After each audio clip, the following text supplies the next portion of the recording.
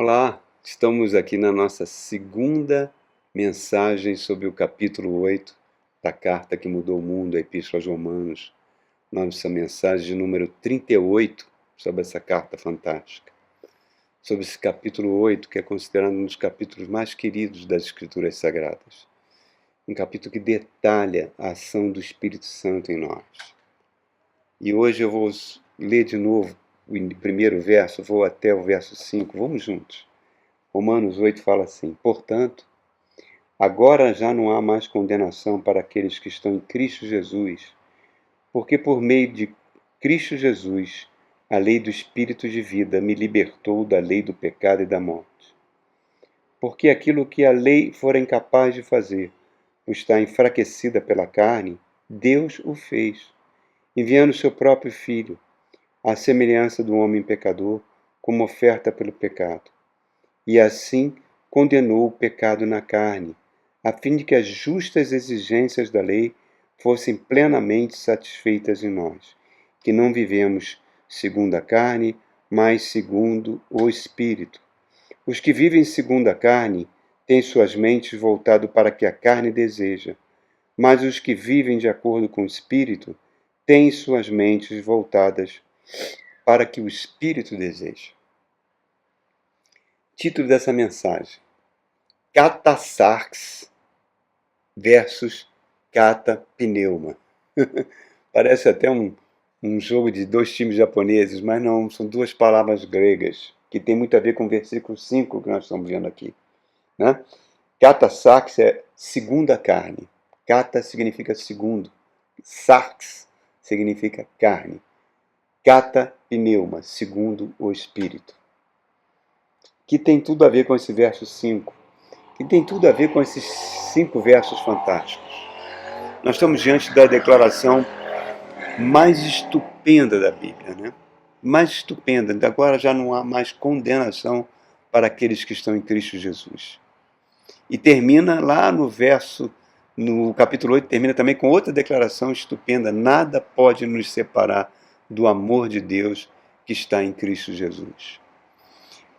Por que isso tudo acontece? Graças à presença do Espírito Santo, que é a garantia da nossa liberdade. Nós vemos nesses versos aqui que a lei foi cumprida na cruz do Calvário. Não segundo a carne, não segundo a catasarx, mas segundo a lei do Espírito e vida, catapneuma, segundo o Espírito. Quando a Bíblia fala de sarx, de carne, ela não está falando desse tecido muscular, de pele, ossos, né, que formam o nosso corpo, não é isso. Que envolve o nosso esqueleto, não é isso. Ela, nem falando dos nossos instintos, nem dos nossos apetites. Ela está falando do nosso psique, da nossa natureza emocional, psicológica, psiquiátrica, se você quiser falar assim. Tudo que compõe a natureza egocêntrica do homem, que é uma natureza caída, é um ego dominado pelo pecado. Isso nós vimos desde o início de Romanos. E enquanto vivermos, irmão, nós vamos estar diante de um conflito entre a nossa natureza caída e a nova natureza que foi infundida em nós por meio da fé no sacrifício que Jesus Cristo fez na cruz do Calvário. Essa nova natureza, ela sofreu um processo de regeneração pelo Espírito. Mas, diariamente, nós vamos tentando fazer que essa velha natureza vá recuando no domínio da nossa vida. E a natureza do Espírito, controlada pelo Espírito Santo, passe a dominar a nossa natureza. Estamos diante de duas bênçãos fantásticas, irmãos. Não há mais condenação. Por quê? Porque nós fomos libertos. Libertos de quê? Da lei do pecado e da morte. Romanos 7, nós falamos muitos vídeos sobre essa lei, sobre a Torá, né? Que ela em si não é pecaminosa, ela em si é santa, mas ela não consegue, ela acaba apontando e revelando e provocando o pecado, atiçando o pecado, e acaba produzindo a morte. Por isso ela chocou tanto os judeus quando Paulo começa a pregar, porque Paulo foi aquele mesmo rabino que estava ali diante de Estevão, lá em Atos capítulo 7, quando Estevão, o primeiro mártir cristão, é apedrejado pelos religiosos, né? Pelas aquelas pessoas que defendiam a lei. E Paulo estava ali como um homem zeloso pela lei, apoiando aquele massacre, aquele assassinato brutal contra o primeiro mártir cristão, contra Santo Estevão. Ele estava ali do lado. Ele segurou as vestes daquelas pessoas que estavam, para que as pessoas tivessem mais liberdade de jogar pedras. Ele estava ali. Ele foi cúmplice do assassinato. Por quê? Porque ele era um defensor da lei. Então, esse homem é que está escrevendo isso para nós, dizendo que a lei tem o poder de atiçar o pecado, que a lei ela acaba nos condenando. É esse mesmo homem que afirma que eu preciso do Espírito Santo para que a lei não tenha mais efeito em mim. E o Espírito Santo, e não a lei, não é um conjunto de regras, é a ação do Espírito Santo em nós que vai nos santificar. Isso foi uma revolução, isso atraiu o ódio dos judeus e atrai ódio de muitas denominações cristãs que não se conformam com essa liberdade cristã que o Evangelho traz. Criam regras, criam opressões, criam um conjunto de normas que só trazem sofrimento para as pessoas, criam um jugo terrível. Jesus foi contra isso, contra os rabinos, contra os escribas da lei, mas os cristãos, muitas denominações cristãs se recusam a abrir mão disso. Então, irmãos, Romanos 8 está dizendo para mim, para você, que nós não dependemos mais da lei para nos santificar. Então aqui, olha só, vamos ver de novo o verso 3. Ele fala assim: porque aquilo que a lei for incapaz de fazer por estar enfraquecida pela carne, Deus fez enviando o seu próprio Filho, à semelhança de um homem pecador, como oferta pelo pecado. Então, Cristo teve que nascer em carne. Cristo teve que assumir uma forma humana, um corpo humano. As primeiras heresias cristãs dos gnósticos, elas se recusavam em aceitar, em dizer que Jesus veio e morreu em carne. A primeira epístola de João, o tempo todo combatendo isso, dizendo que aquele que afirma que Cristo não vem em carne é do anticristo, é do próprio diabo. E João foi a testemunha ocular, porque ele conviveu com Cristo até o momento da sua morte e ressurreição. Qualquer filosofia, qualquer religião que negue que Jesus é o Filho de Deus, que veio a esse mundo, morreu por nós, que negue isso, não pertence a Deus, é uma filosofia de uma religião demoníaca. Negar a morte na cruz é do diabo. Então, foi na carne, por quê? Porque foi na carne humana que o pecado entrou e conquistou um ponto de apoio para dominar a humanidade. É ali que Cristo tem que vir, morrer, oferecer sua carne para o pecado, para que a graça de Deus, a presença do Espírito Santo, possa ser manifesta nos transformando. Quando diz que Cristo vem à semelhança de carne pecaminosa, e quando ele usa essa expressão semelhança, é porque Jesus não conheceu o pecado. Jesus não nasceu da semente de Adão, né? Foi o próprio Espírito Santo que fecundou o óvulo de Eva. Deus condenou na carne de Cristo o pecado de toda a humanidade. Isso é o princípio básico do Evangelho. O poder do pecado foi destruído. Romanos 6 diz que nós fomos justificados pela sua santificação. Então, temos que entender isso, irmãos. Por não entender isso é que muitos cristãos se desviam da fé. Continuando, verso 4. Ele fala mais assim: e assim condenou o pecado na carne, a fim de que as justas exigências da lei fossem plenamente satisfeitas em nós, que não vivemos mais segundo a carne, mas segundo o Espírito. Não mais kata-sarx, mas agora kata-pneuma, vivendo segundo o Espírito. É isso que ele está falando aqui para nós de uma maneira linda, irmão. Linda, linda, linda. É a obra completa do Espírito Santo em nós. Ele cumpre em nós as exigências da lei, que são corretas, são santas, são justas, mas que nós somos incompetentes para cumpri-las. Então eu levanto os olhos aos céus e falo: Senhor, me ajude. Me ajude a ser uma pessoa melhor, me ajude a ser não mais cometer esse pecado. Me ajude mais a ter um controle melhor sobre a minha vida, de acordo com o teu Santo Espírito. Por favor, Senhor, me ajude. Aí o Espírito Santo passa a fazer essa obra em nós, porque Ele habita em nós. A gente fala, Senhor, eu não posso. Então ele passa a cumprir as exigências da lei em nós. E aí começa o catapneuma, segundo o Espírito. Essa foi a promessa dada aos profetas. Lá em Jeremias capítulo 11, Ezequiel capítulo 36, Deus fala, vou arrancar o coração de pedra e darei um coração que será guiado pelo meu Espírito. O Evangelho veio para a humanidade para cumprir essas promessas. Nós estamos na época do Natal. O grande presente dado à humanidade foi a pessoa de Jesus Cristo, que vai cumprir a santidade de Deus em nós, não de uma forma penosa. Eu não tenho mais que cumprir um código de leis. É o Espírito Santo que vai gerar os frutos em mim. Isso é fantástico, irmão. A lei prescreve um código de santidade, mas o material humano é inadequado por causa do pecado. Então a lei se tornou impotente. Então Deus fez isso no lugar da lei. Deus, o pecado recebeu na cruz do Calvário uma sentença de morte, e nós passamos a receber uma sentença de vida, uma liberdade e poder, irmãos, porque nós estamos vivendo segundo o Espírito, catapneuma.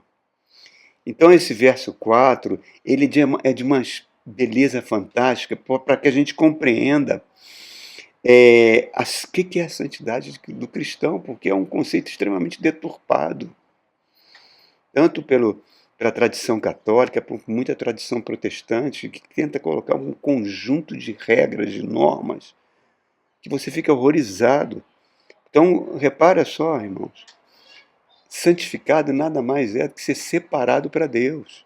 Isso é um pré-requisito para uma vida vitoriosa. Josué, quando vai conquistar a terra prometida, Deus fala para ele, diga ao povo que se santifique. Quer dizer, se separe para Deus. Se entregue na mão de Deus. Certa vez um pastor perguntou, num curso de teologia, para toda aquela turma, defina numa única palavra o que nós somos agora em Cristo.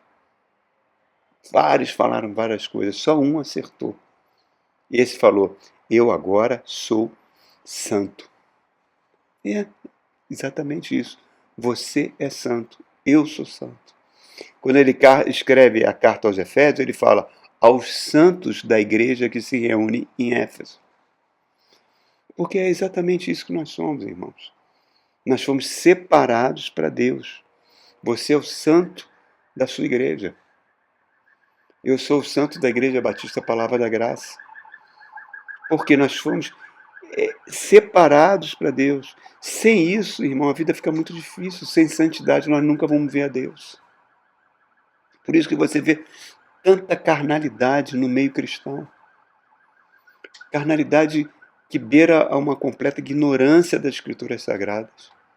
Igrejas cheias, mas pessoas sem menor conhecimento das Escrituras, sem menor conhecimento da missão do Espírito Santo em nós.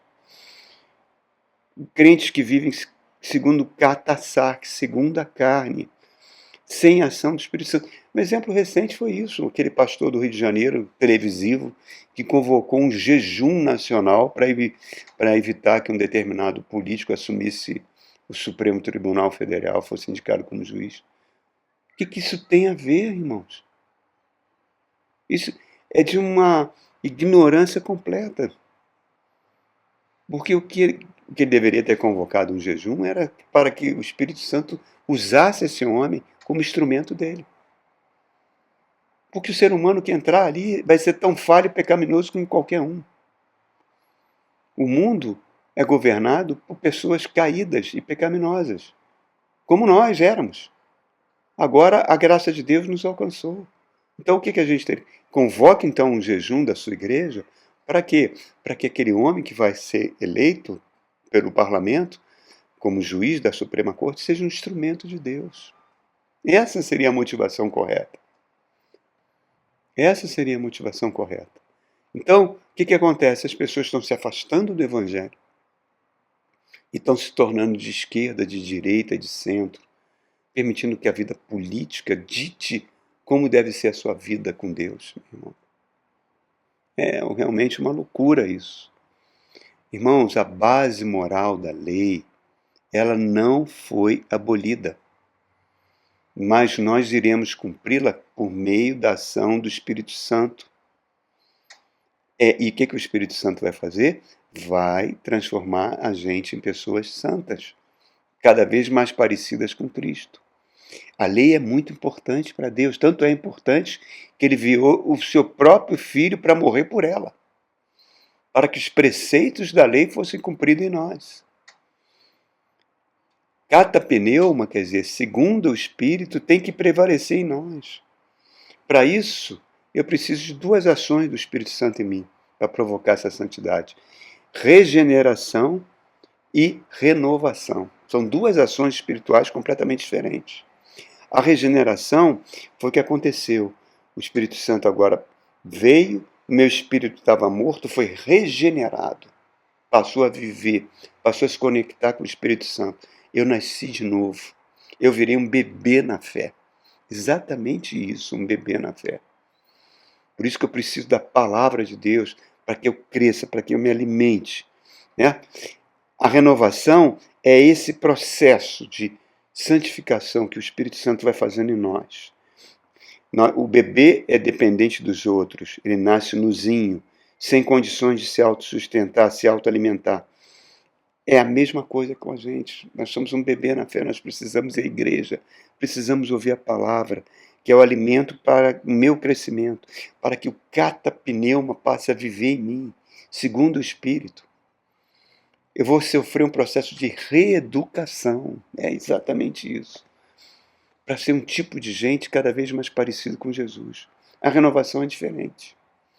A renovação, a gente vê lá na igreja de Atos, quando Pedro e João fazem aquele milagre que o coxo volta a andar, né? Ele prega 3.000 convertidos, a igreja, eles são presos, a igreja entra em oração, acontece um terremoto.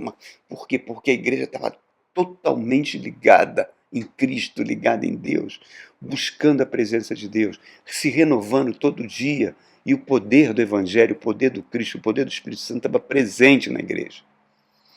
E você vê lá nas cartas do Apocalipse, as cartas à igreja de Éfeso e à igreja de Sardes, Jesus fala: vocês são igrejas perseverantes, vocês não permitem os falsos apóstolos subirem aos púlpitos, mas perderam o primeiro amor. Vocês estão morrendo porque vocês não estão se renovando na sua fé.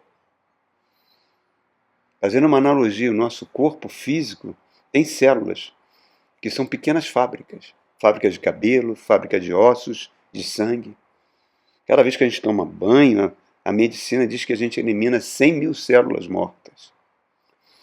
De 8 em 8 anos, todas as células do nosso corpo são trocadas, são renovadas, tudo fica novinho. Sem isso, a gente morreria em 3 dias. A medicina diz isso para nós.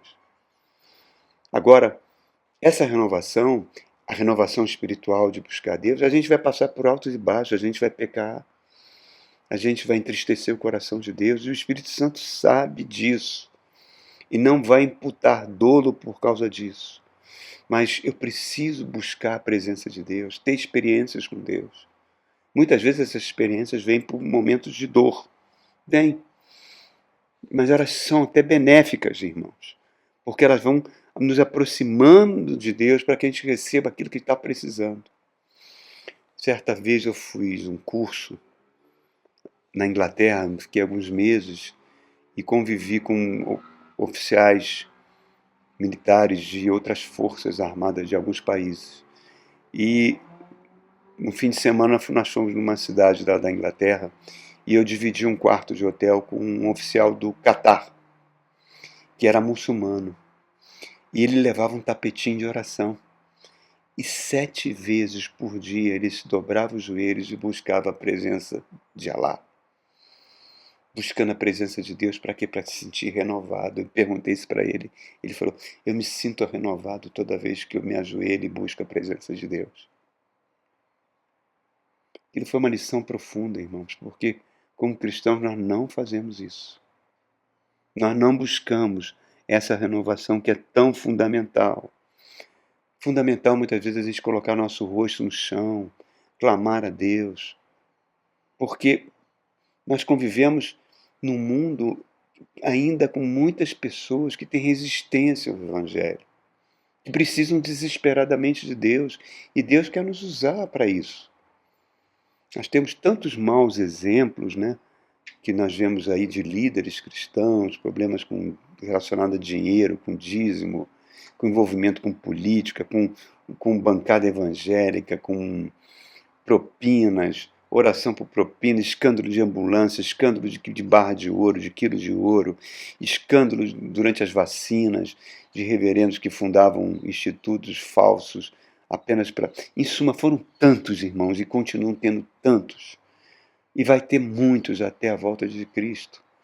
E por isso que as pessoas não querem, não quero frequentar a igreja, porque só tem gente desse tipo. É como se ela pegasse o bebê na banheira que está sendo lavado e jogasse a água suja da banheira fora junto com o bebê. E por isso que as pessoas precisam ver em nós pessoas renovadas na sua fé. Pessoas que estão vivendo segundo o catapneuma. Cada vez mais, irmãos, a gente vê as pessoas correndo para remédios, tarja pretas, para poderem equilibrar seus níveis de serotonina, sei lá o que, no seu cérebro, e acabam virando verdadeiros zumbis e dependentes, viciados desses remédios. Para poder ter paz, para poder ter equilíbrio, só Deus pode dar esse equilíbrio. Só catapneuma, só segundo o Espírito. O mundo não respeita a igreja por causa desses escândalos, porque a igreja também não se renova. Não se renova. Então, precisamos buscar a presença do Espírito Santo, buscar a presença de Deus, pedir ao Espírito Santo para renovar nossas células espirituais. Precisamos nos submeter à lavagem da água purificadora da Palavra de Deus, ser refrescado pelo vento do Espírito Santo. Então é essa pergunta que fica. Cata-sarx ou cata-pneuma? Segundo a carne ou segundo o Espírito? O que vai prevalecer na nossa vida, irmãos? Eu espero que prevaleça cata-pneuma, segundo o Espírito, que o Espírito vá nos transformando cada dia, para a gente parecer um pouquinho mais com Cristo. Amém? E eu te aguardo no próximo encontro, onde a gente vai desenvolver um pouco mais esse tema maravilhoso.